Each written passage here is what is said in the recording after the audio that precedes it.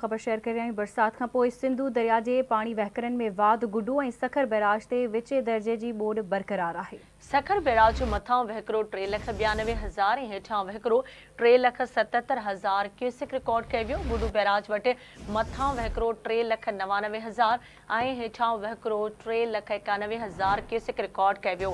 Kotri barrage वटि मथां वहकरो 2,39,000 हेठां वहकरो 3 लख क्यूसिक रिकॉर्ड कयो वियो।